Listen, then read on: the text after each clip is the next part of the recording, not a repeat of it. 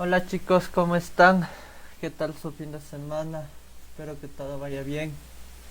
La clase de ahora del parte del dominio científico como refuerzo también para los colegios van a ser fundamentos celulares. En la anterior clase de biología nosotros vimos todo lo que era función de cada organela. Antes de eso vimos expresión genética y antes de eso comenzábamos a ver todo lo que eran biomoléculas.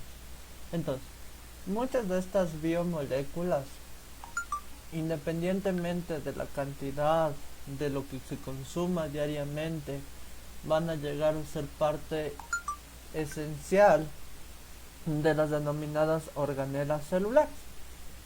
Estas organelas celulares recuerden que tienen una función en específico y esa función en específico recuerden que va a estar dada por un gen en específico que se estimula y eh, se expresa. Entonces nosotros debemos recordar que si bien partimos desde un óvulo y un espermatozoide, partimos de dos gametos diferentes para generar una célula somática en común, nuestras células deben tener lo mismo, ¿cierto? Van a tener núcleos, ribosomas, aparatos de Golgi, vacuolas, etcétera, etcétera, etcétera. Ahora, ¿qué viene en diferencia? Al ser un ser ya multiorgánico, un ser muy complejo y compactado en ciertos segmentos y sectores, la célula como tal no va a expresar los 23 pares cromosómicos.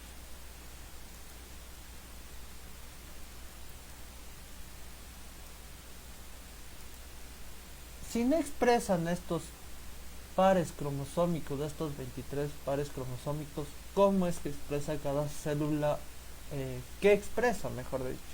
Van a expresar pequeños segmentos genéticos, pequeños segmentos cromosómicos o diversos genes en diversos cromosomas a la vez, pero no van a expresar en su totalidad.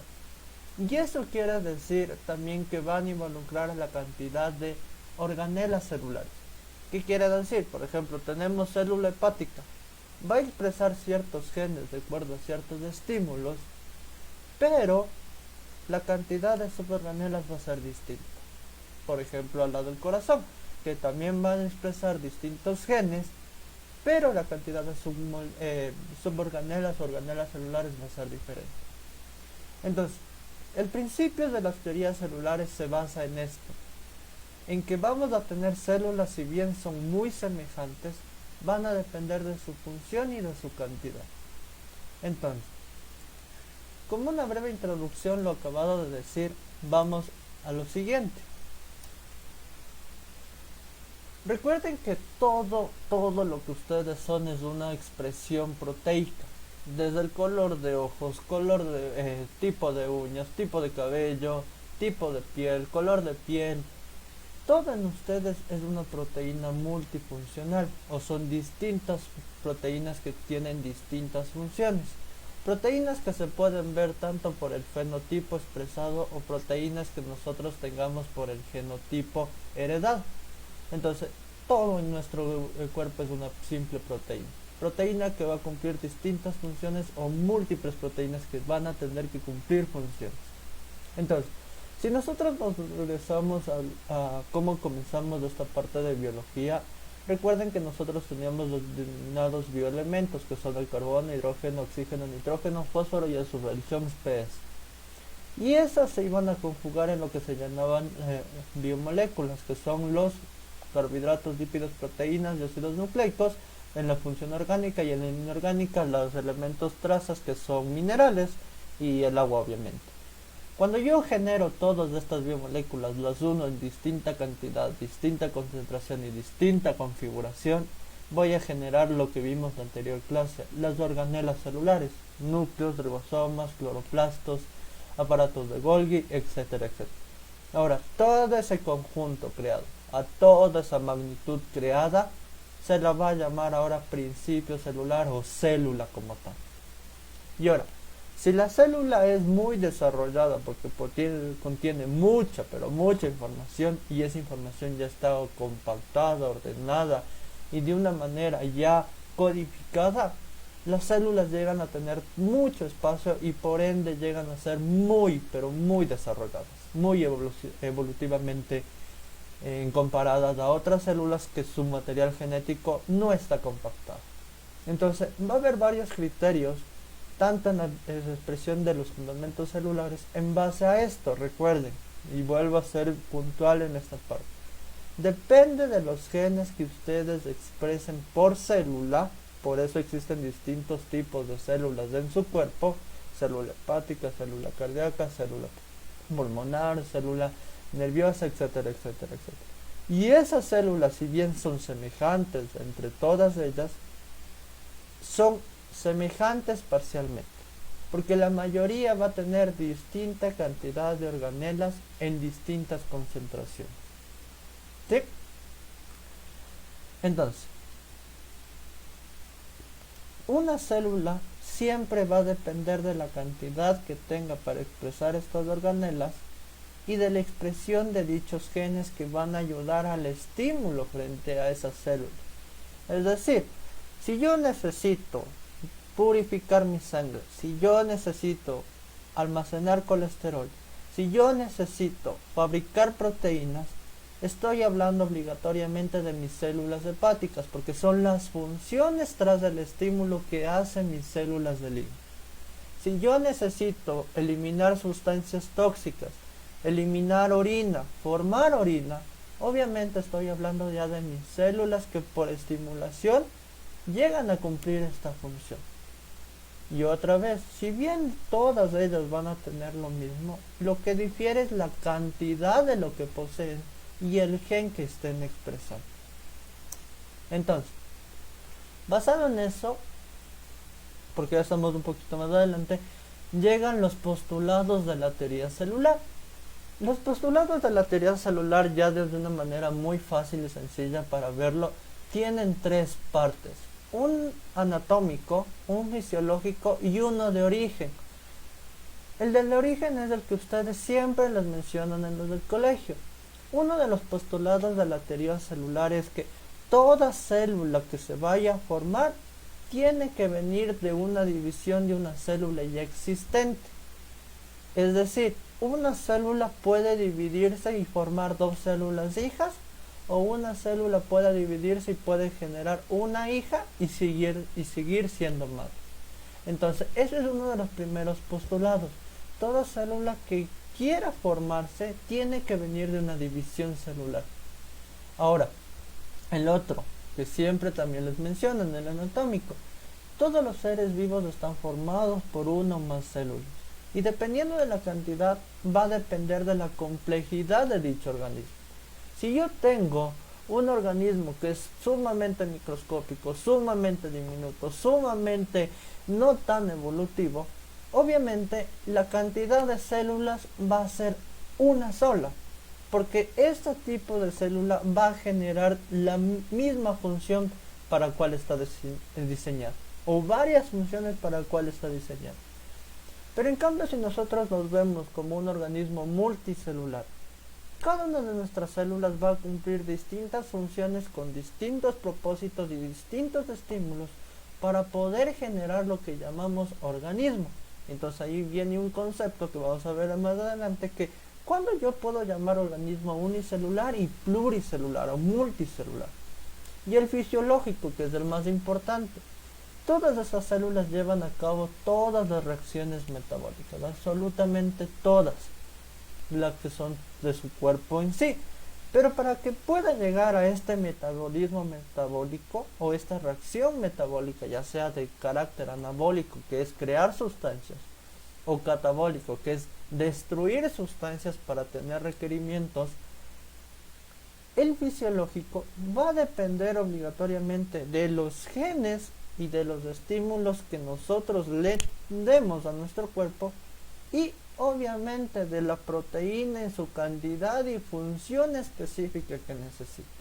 Entonces, el típico ejemplo que les doy en clase, los que son estudiantes míos siempre me van a escuchar: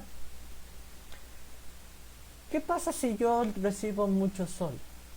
Nosotros tenemos genes codificadores de melanina. Entonces, entre más radiación solar tengamos, nosotros tenemos genes que van a expresar mayor cantidad de melanina por parte de un estímulo y consecuencia. Entonces, a eso se le llama estado fisiológico.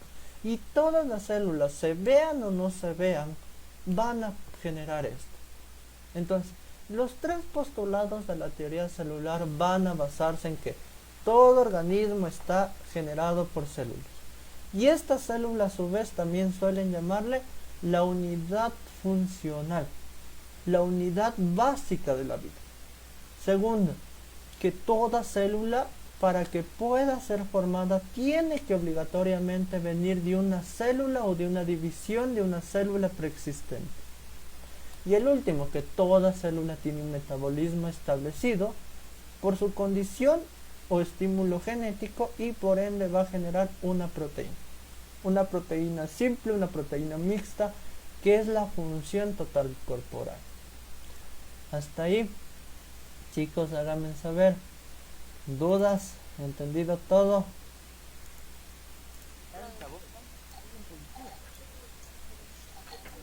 ¿Dudas? ¿No dudas? ¿No? A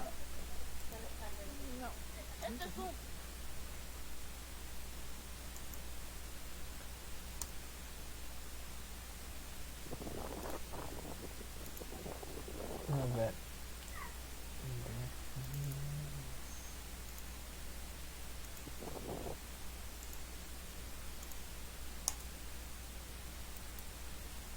Entonces, debido a estos tres principios, tanto de la genética, de los estímulos sociales, los estímulos ambientales, los estímulos que ustedes reciben, la expresión genética que ustedes son y la cantidad de sustancias que vayan a consumir o la cantidad de cosas que vaya a tener la célula, hay ciertos criterios de clasificación para los seres vivos.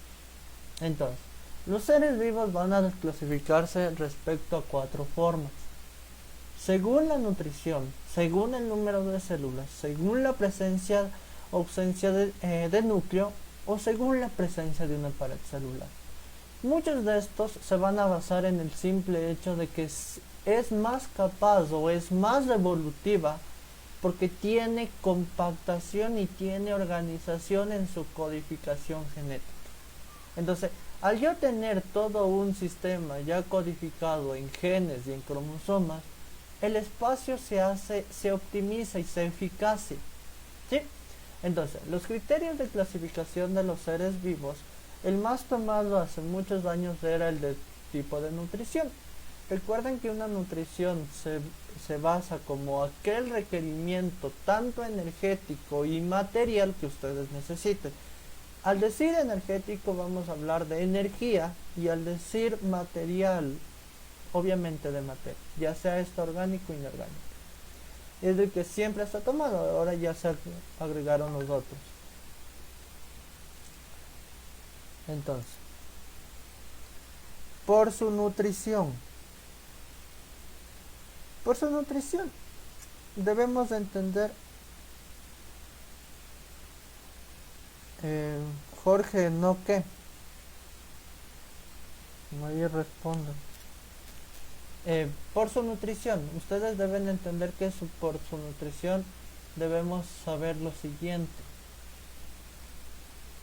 La materia de un planeta está dividida en 2 fragmentos. El factor biótico y el factor abiótico desde las ciencias naturales, o la materia inorgánica y la materia orgánica desde el punto de vista de la química. Entonces, esa nutrición va a estar basada en este tipo de alimentación que ellos tienen, que es que la cantidad de materia que se va a recibir y por ende el tipo de energía que se va a recibir. Entonces, por su nutrición solo existen 2 tipos de organismos. Si bien hay múltiples infinidades, cantidades de individuos, solo existen 2 tipos de organismos que sus células funcionan parcialmente semejantes. Entonces, la primera, Nutrición de tipo autotrófico. Cuando hablamos de un ser autotrófico, ese ser autotrófico siempre va a ser una planta. ¿Y una planta qué hace para sobrevivir? Obviamente, consumir luz, que es la manera energética para el día, y absorber materia de tipo inorgánico, que van a ser dióxido de carbono mayoritariamente para el ciclo de Calvin, agua y elementos trazas para ser coayudantes. A ver, espérame. A ver, cuéntame. El que me levantó la manito. ¿Qué pregunta tienes?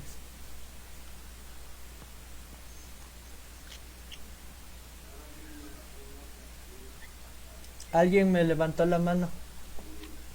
¿Tienen alguna duda? No. Bueno.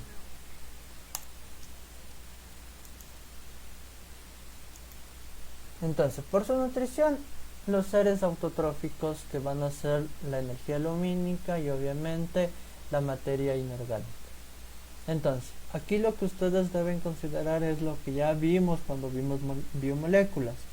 Si bien la planta hace dos ciclos, un ciclo de día para obtener la energía química para poder sintetizar compuestos como son la glucosa, en el ciclo de noche, las plantas por su nutrición se suelen hablar sobre una simple reacción que se llama reacción de fotosíntesis, que es la nutrición, lo que hacen ellos. Una planta que hace, absorbe luz, absorbe CO2, absorbe agua, ¿para qué? Para generar su alimento.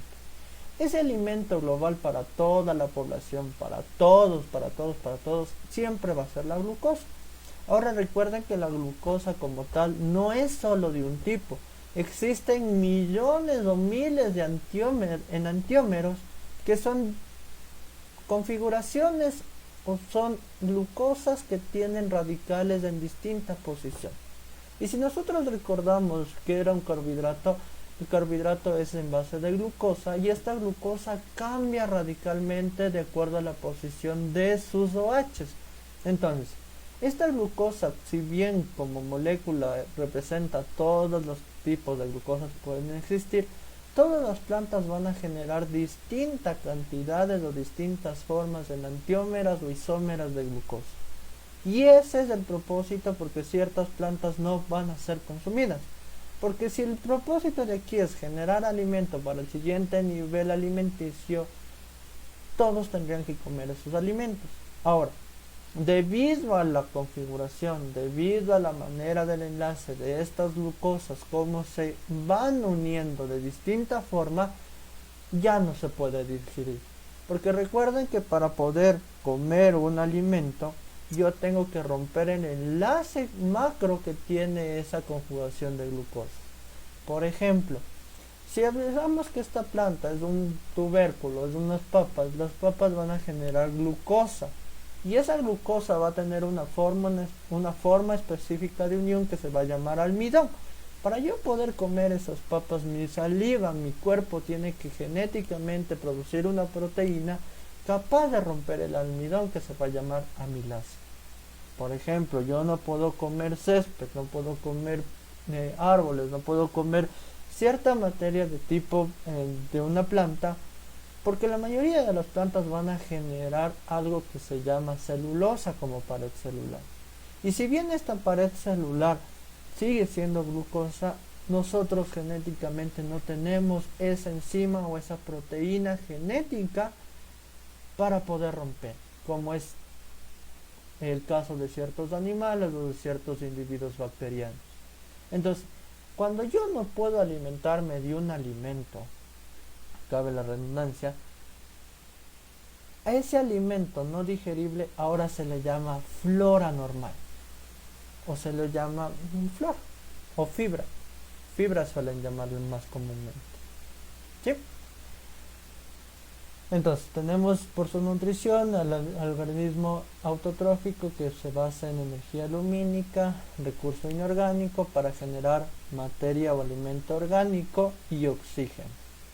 La parte contraria todos los animales o todos los individuos capaces de no generar su propia energía, sino que necesitan consumir nutrientes o consumir a otros organismos para poder generar su tipo de energía. Entonces, este tipo... ¿Mandé? Dime. ¿Cuál es la diferencia en la fotosíntesis en su fase lumínica y en su fase oscura? Ya, a ver. Más adelante ya les explico, no en esta clase, en antes ya puntualmente, pero para responderte. Las plantas tienen las dos fases, fase de día, fase oscura, fase lumínica, fase de noche. La diferencia, la fotosíntesis embarca las dos fases, no hay distinción, pero cuando ya hablamos de tanto de fase y fase, en el día únicamente la planta coge energía solar para poder almacenar energía química. Es decir, la energía solar tiene una capacidad de desprender electrones y esos electrones se van a captar en moléculas energéticamente químicas. Entonces la fase de día se utiliza para eso en la planta. En cambio en la noche toda esa energía química ya es incrustada o ya sirve para fijar el carbono y ya convertir como tal lo que se llama glucosa. Entonces las dos son fundamental o son, la una depende de la otra porque necesitan obligatoriamente poder transformar la energía solar en energía química. En cambio nosotros de una utilizamos la energía química. Esa es la diferencia. ¿Sí? ¿Dudas? Ya. Entonces, un heterotrófico, ¿cómo lo voy a diferenciar? En una sola palabra. Los heterotróficos son los únicos capaces de consumir. Entonces, nosotros siendo animales con razonamiento, seres heterotróficos, nosotros obligatoriamente debemos consumir. ¿Consumir para qué? Para generar energía química. Esta energía química capaz de sintetizar o capaz de generar energía para poder hacer un metabolismo propio. Entonces, ¿cuáles son las moléculas energéticas a futuro? Por ejemplo, el ATP, adenosín trifosfato, el NADPH, nicotinamina trifosfato, nicotinamina ácido reducido, unos llamados los flavines, que son los FAT, que ya vamos a ver a futuro cada uno de ellos. ¿Sí? Entonces, un heterotrófico se puede definir de acuerdo a lo que ustedes comprendan y ustedes entiendan. Para mí un heterotrófico son aquellos organismos que solo consumen para obtener energía y para poder funcionar. Para otras personas el organismo heterotrófico es aquel que consume materia orgánica y para otras personas aquel organismo heterotrófico es el que hace una respiración celular. La respiración celular es la reacción que se le da a la nutrición. Entonces, si nosotros hablamos como reacción, la reacción, aquí tenemos una reacción de fotosíntesis de la nutrición autotrófica. Y aquí tenemos una reacción de respiración celular de una nutrición heterotrófica. ¿Por qué se llama respiración celular? Porque nosotros necesitamos oxígeno como donador de electrones y obligatoriamente necesitamos alimento para poder tener un receptor. Entonces nosotros, ¿qué hacemos?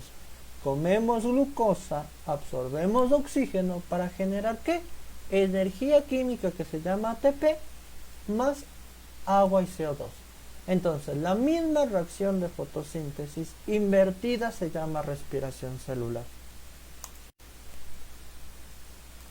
Siguiente. Por el número de células. Si nosotros hablamos por el número de células, cuando ya hay un distinto número de células, estas células ya son más especializadas, ya tienen más carácter evolutivo y ya son más concretas en los genes que expresan. Entonces, si bien nosotros comparamos de un organismo multiorgánico, multicelular, con distintos tipos de células, cada una de estas células responde a distintos genes de expresión y por ende va a exponer a distinta cantidad de proteínas para que puedan hacer su función. Entonces, no es lo mismo que yo tenga un tejido nervioso o un tejido conjuntivo. No es lo mismo si yo hablo respecto a la función. Que esto quede muy claro. pero llega a ser lo mismo si lo enfoco de manera celular, porque tanto cualquier tipo de tejido va a tener semejantes o muy muchas subestructuras, suborganelas muy parecidas entre ellos, o que van a depender de la cantidad. Entonces, cuando el organismo ya tiene su información genética codificada, ya tiene su información genética ensamblada, compactada, guardada, y ya no ocupa tanto espacio en la célula, esta célula tiene la capacidad de ser multifuncional y especializarse de acuerdo al estímulo y de acuerdo a la proteína que produce. Y de ahí nacen los diferentes tipos de células que después se van a denominar diferentes tipos de tejidos. En cambio, las células como tal, si no son muy especializadas, si no son muy desarrolladas, estas células van a generar todo el organismo como tal, va a funcionar con una sola célula.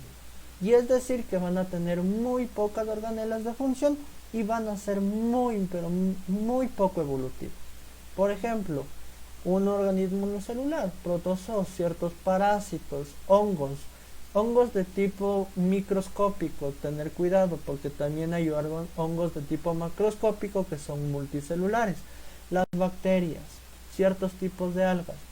Si bien ya son organismos, la diferencia entre multipluricelular es que al organismo unicelular ya es la célula en sí.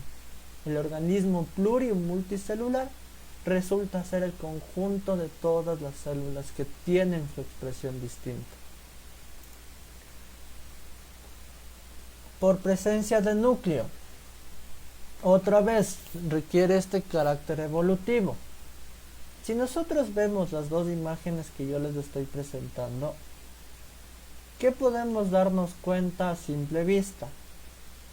Que unas células tienen una presencia de núcleo y otras células tienen una ausencia total o pueden tener un núcleo sumamente falso. Esa presencia de un núcleo hace que las células tengan una compactación específica y sean más ordenadas y organizadas.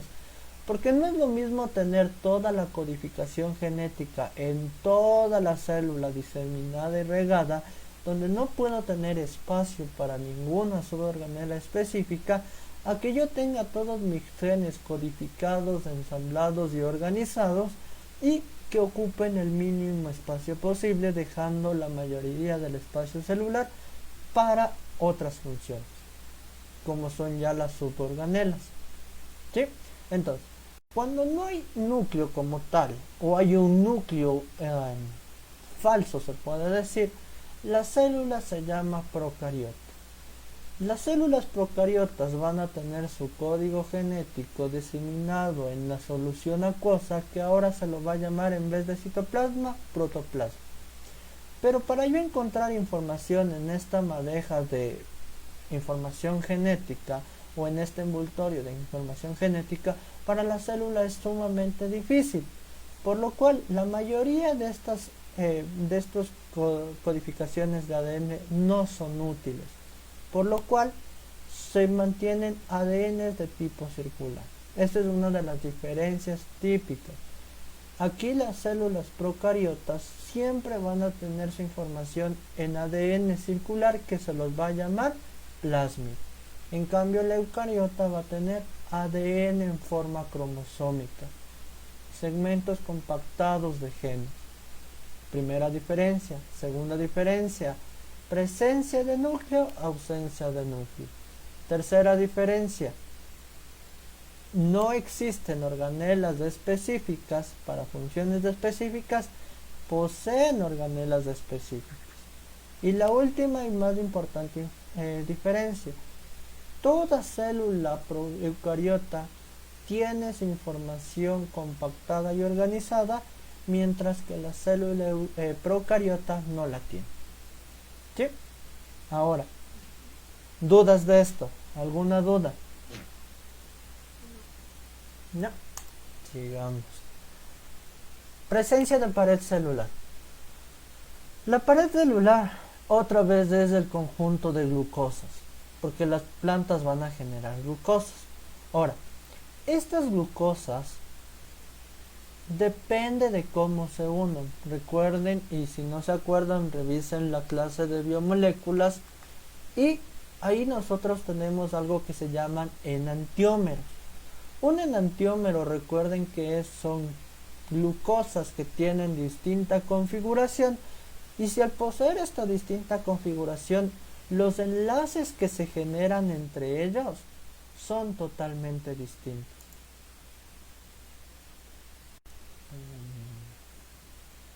Por ejemplo, si nosotros aquí vemos, la celulosa tiene un tipo de enlace, la amilosa tienen otros tipos de enlaces secuenciales, y así todos los carbohidratos como tal, parte de una estructura, van a tener distintas forma o enlace secuencial. Entonces, esto es uno de los principios para poder dividir también ciertos reinos. Por ejemplo, la mayoría del reino plantae o el reino de las plantas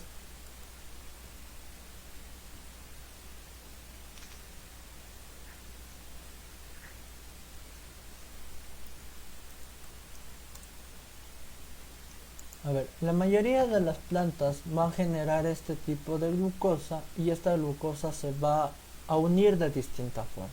Entonces, la mayoría de las plantas van a tener paredes celulares hechas de celulosa y hechas de ligina.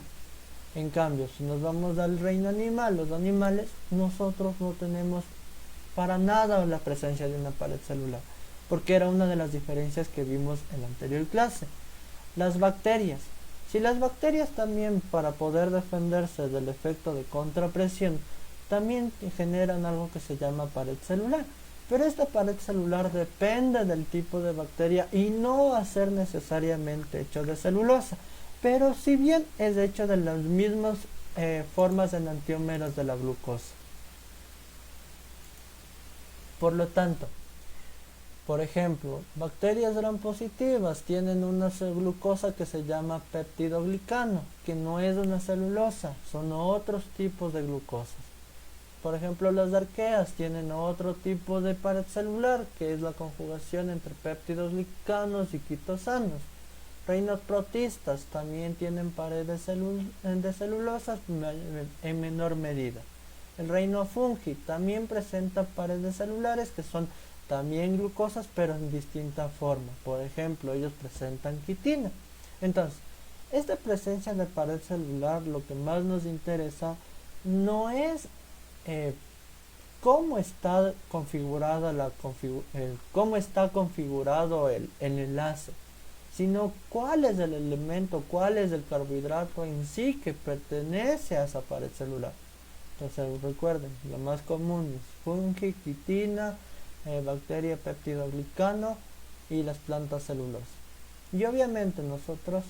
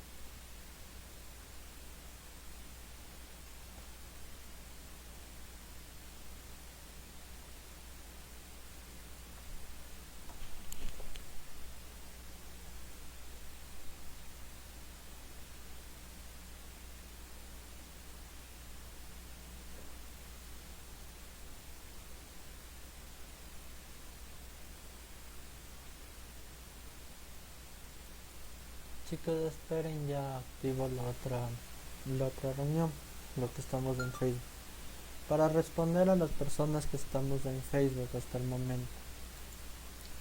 los comentarios en Facebook. ¿Por qué lo llamamos protoplasma?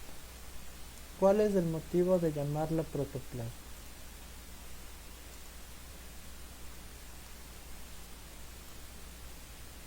Un protoplasma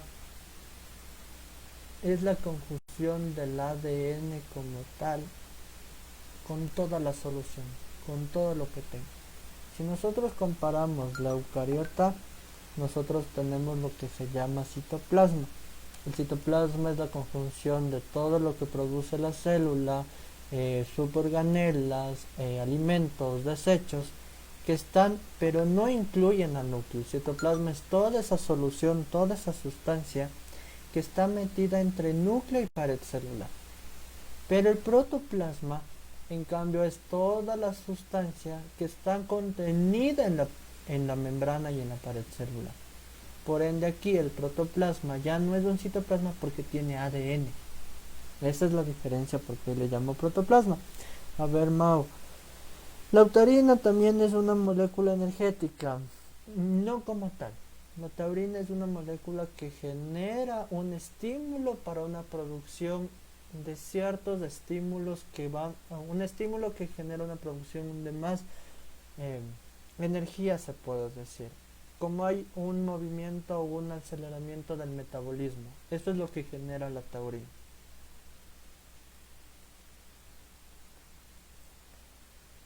Los protozoos se hallan solo en ambientes húmedos. La mayoría de bacterias, la mayoría de estos animales, estos microorganismos, sí se van obligatoriamente a diseminar o van a reproducirse mayoritariamente en ambientes húmedos, porque van a haber materia en descomposición o va a haber un poco de mayor recurso energético. Pero no quiere decir que no existen en ambientes secos. La mayoría de ellos, cuando hay un ambiente en seco, se van a esporular, se van a generar esporas o van a generar biofilms o biosoluciones donde eviten que ellos mueran. Entonces la mayoría no. La mayoría sí en ambientes húmedos, pero no es necesariamente que no exista. ¿Sí? ¿Dudas, alguna inquietud, personas? Si no, continuamos. A ver, entonces, la idea que nos quedamos es la presencia de pared celular. Esta pared celular va a depender obligatoriamente del tipo de glucosa, cómo está enlazada y va a ser parte del organismo en sí.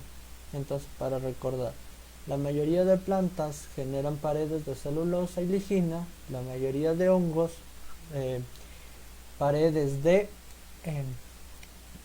quitina, y la mayoría de bacterias gram positivas van a generar péptidos glicanos, que es donde ataca la penicilina o ciertos antibióticos. ¿Sí? Entonces, una célula como tal se va a basar en lo siguiente: tener núcleo celular. ¿Por qué es lo más importante en una célula?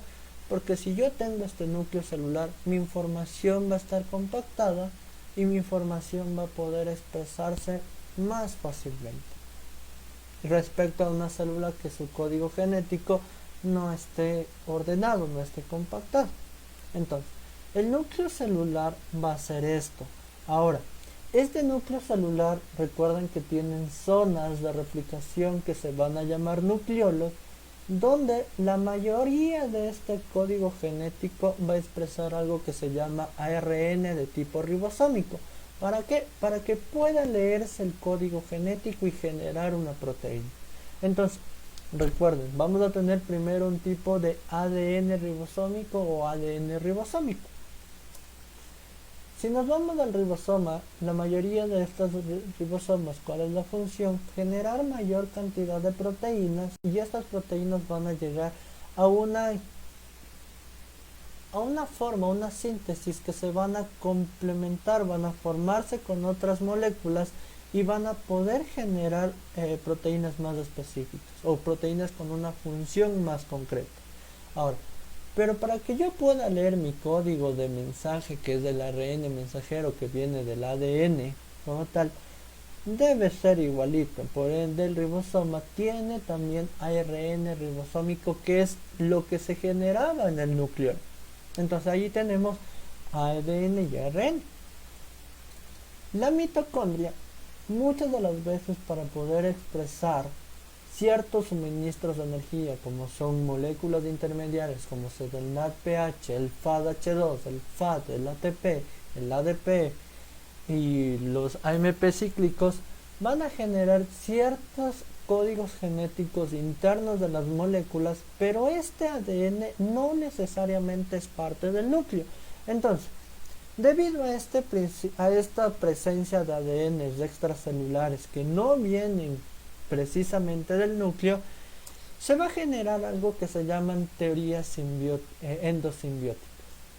Una teoría endosimbiótica relata o trata de explicar por qué en la célula pueden existir distintas cantidades de material genético que no es expresamente del núcleo, que no es expresamente de su información genética. Entonces, lo que se cree en la teoría endosimbiótica, que significa endo, comerse, simbiótica, adaptarse, es que un organismo muy simple como es una procariota, una ameboide, va a poder, al alimentarse de ciertas bacterias anaerobias que pueden realizar respiración celular, que van a tener en su interior mitocondrias, al poder alimentarse esta de esta, no va a poder degradar en su totalidad a la bacteria aeróbica, generando residuos que van a generar un tipo de su organela distinta y por ende genera una célula de mayor carácter evolutivo, de mayor adaptación. Entonces, tenemos una célula procariota totalmente anaerobia que se come una célula, una bacteria aerobia y va a generar una célula con las primeras formaciones de mitocondrias. Ahora, si yo comparo el ADN de este organismo de aquí con el ADN de este organismo de acá, obviamente no es igual. Y eso es uno de los puntos claves de tratar de entender qué es una teoría endosimbiótica. Cuando esto sucede, estos precursores evolutivos que nosotros tenemos de microorganismos unicelulares que se están comiendo unos a otros, a estos se los va a llamar muchas de las veces coacervados. Entonces, tenemos dos coacervados que van a formar otro coacervado y este alimentarse de otro organismo van a generar una múltiple funcionalidad de células que van a poder dividirse de distinta filogenia, de distinto tipo. Por ejemplo, aquí ya tenemos una célula procariota recién nacida. Pero si esta célula procariota sigue haciendo y sigue ganando más recursos o sigue alimentándose y generando en su interior más suborganelas o más desechos no digeribles que en el futuro van a funcionar como organelas celulares, es lógico que pueda generar una célula autotrófica que es la que nosotros conocemos hasta el momento. Y asimismo, esta célula al consumirse ciertas cianobacterias capaces de hacer fotosíntesis pueden generar o generaron, se puede creer que se han generado estas células autotróficas que van a llamarse células de origen vegetal. Entonces, una teoría endosimbiótica quiere decir múltiples coacervados o múltiples organismos que dependiendo de la dotación de la selección natural van a poder alimentarse unos de los otros y generar células de mayor función biológica o función evolutiva. Hasta ahí, dudas chicos, les escucho.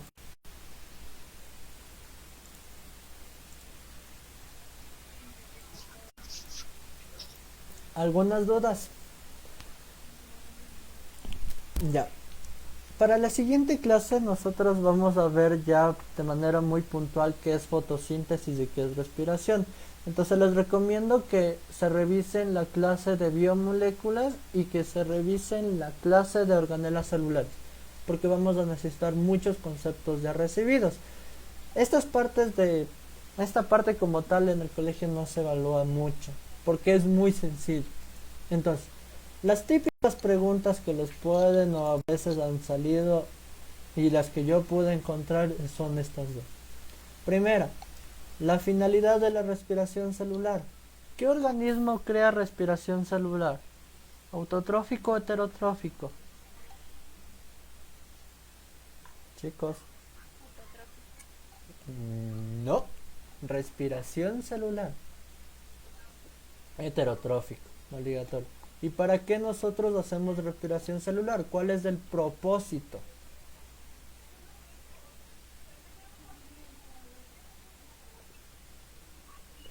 Comemos glucosa, aspiramos oxígeno, absorbemos oxígeno, ¿para qué? ¿Cuál era el propósito? Obtener energía. Recuerden que la respiración celular, sus células funcionan si es que tienen energía. Si ustedes no tienen energía, la célula simplemente no hace su función y no hay un ser funcional como tal. Por lo tanto, la finalidad de la respiración celular, de las 4 opciones, ¿cuál es la opción correcta? Sintetizar en biomoléculas celulares. De alta energía, obviamente, respiración celular. ¿Sí? Generar procesos anabólicos, que es construir más sustancias grandes, construir proteínas, es consecuencia de, pero la finalidad es sintetizar energía. Igual en la fotosíntesis de fase lumínica, la prioridad es sintetizar energía, transformar energía. Ese es el propósito de estas reacciones. Lo siguiente, identifique el postulado que habla de la teoría celular. Tienen los 4 ideas principales. ¿Cuál es una teoría celular?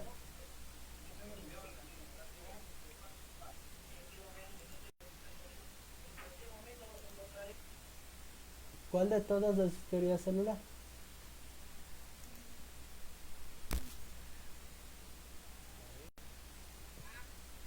La A. La A es la teoría. Porque recuerden que toda célula proviene de otra célula semejante y existente. La B es teoría endosimbiótica, no es teoría celular, son distintas teorías, ¿no? La C es un origen de la vida, ¿sí? Y la D también es origen de la vida. Entonces, ya saben, alguna inquietud que tengan, recuerden que tienen estos videos subidos en Facebook y pueden revisar. Y nos vemos la siguiente. Por favor, revisen eso y cuídense más que nada. Eso es todo, chicos. Nos vemos.